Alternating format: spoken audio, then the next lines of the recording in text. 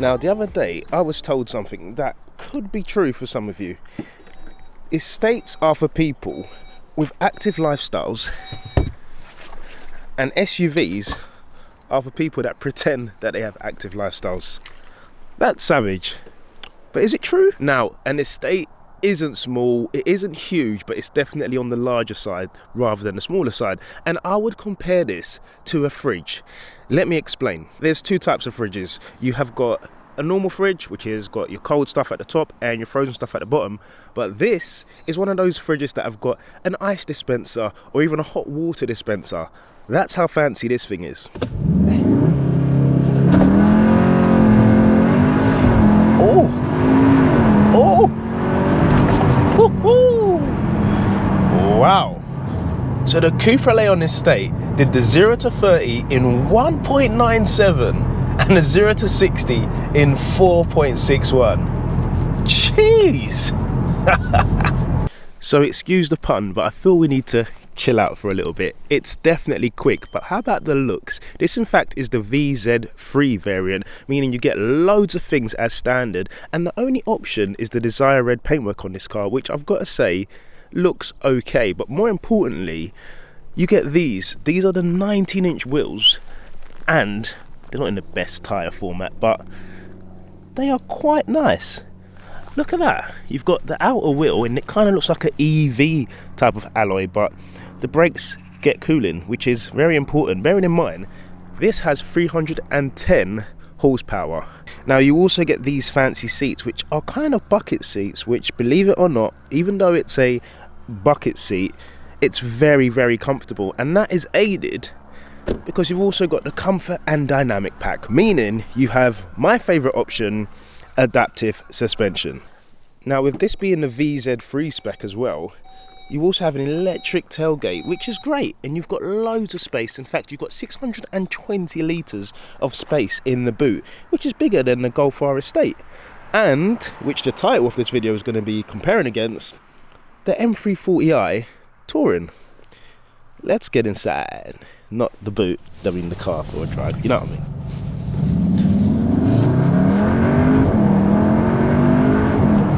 And in case I forgot to mention, this thing is also all-wheel drive,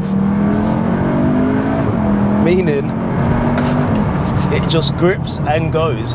It is a tad bumpy because we've got 3 drive modes, which is unusual not to have an eco mode, even though it is a performance engine.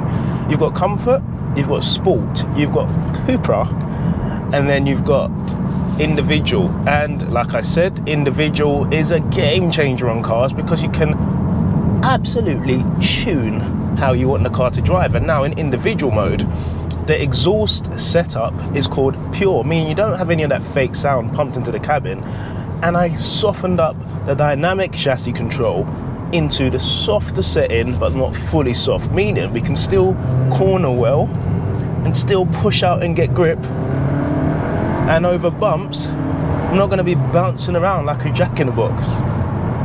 Now, as mentioned, this is an estate, which means you probably are going to be using this for a few road trips, the daily school run, the shopping trips, you name it. And when you're done with that, you've still got all of this power under your right foot. And to be honest with you, this thing is more than fast enough. There's times, and I do it in quite a few of my videos, where I say, does it need more power? This is enough. Bearing in mind, this thing, when full, weighs about 2 ton, and I believe curb weight is around 1800 kg, so it's a heavy boy, but it is all-wheel drive and it is an estate, and it looks, whew, for me anyway, on the interior, quite sporty for an estate. And handling wise, all-wheel drive, loads of confidence, pushes you out of bends. It's a good setup. Now, MPG wise, when we press this big drive button back into comfort, day to day I saw around 28, just cruising, not pushing on. And on a motorway cruise quite recently, because I even put the story on my Instagram, make sure you go ahead, make sure you probably don't want to follow, but I promise I do speak English. Tim Williams HD on Instagram. I did 37 on, say, I think it was a 60-mile journey, and that was 67, 70, because this has got a DSG 7-speed. It's not a ZF8 like most cars nowadays, meaning at around 70 miles an hour, this thing is holding its revs at 2000 RPM, which is normal, but for an efficient burn, you'd much rather have an 8-speed just for it to click over and drop down into 1500 or 1700. But that aside, it's doable. It's doable. You could probably do 350 to 400 miles out of a tank, and the tank isn't small. And we won't talk about prices right now because, yeah, everything is expensive. Now, without trying to crucify other manufacturers, this, like I said, is the VZ3, and it starts at £46,000. Yes, you're probably thinking, or some of you anyway, is that all? Yeah, that is all. And for me, its direct competitor would be the Golf R, because it's in that bracket of nice car but not expensive stupid car. But the last estate touring, here it comes, car that I drove was the M340i Touring, which is a great car. However, that starts at 60 grand, and that's not pocket change in between there. That's a 14 grand increase. And would you know the difference? Sure, the M340i Touring has got around 60 brake horsepower more, but day to day, you probably wouldn't notice the difference when driving. Sure, 70 miles an hour, that's got the ZF8, this doesn't, this has got 7 speeds.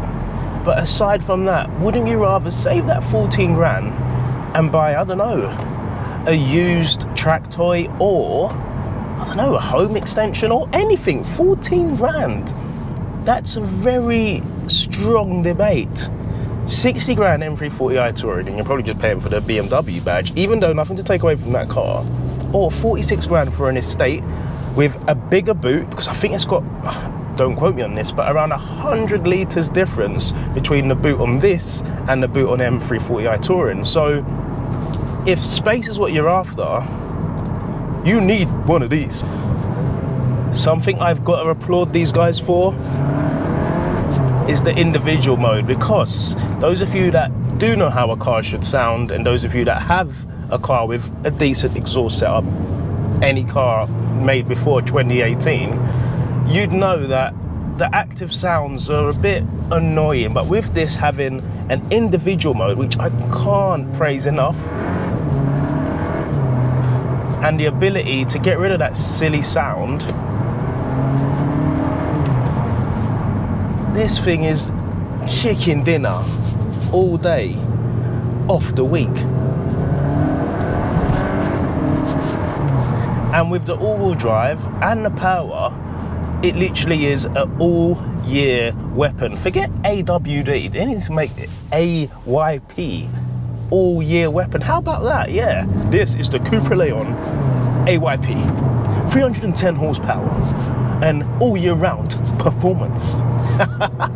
That's what this should be called. Yeah, AYP. Now, as usual, we're going to end the video with weaknesses and strengths. The strengths, the size and the power, spot on. Do you need more? Probably not. Bragging rights, yeah, I've got 500 brake horsepower. Well done, mate. Hats off to you. Congratulations. Merry Christmas, Happy Easter, and well done on your first Holy Communion. However, it's not about power, it's about size, and this is definitely the winner. Without going into SUV territory and the fact that it's all-wheel drive, it's definitely a winner. Weaknesses, being brutally honest, I doubt I can find any. Maybe it would be the infotainment for some people, because they do say that the Volkswagen Audi cars, the infotainment's not great, but this works bang on. CarPlay, wireless charging, VZ3 is what you want. 192.5%. So yes guys, that has been the video on the Cupra Leon Estate, a huge car with huge performance but a medium price point, and that for me is a no-brainer. So guys, if you have enjoyed this video, please smash the thumbs up button, subscribe if you're new to the channel, and I will see you all in the next one. Take care and God bless.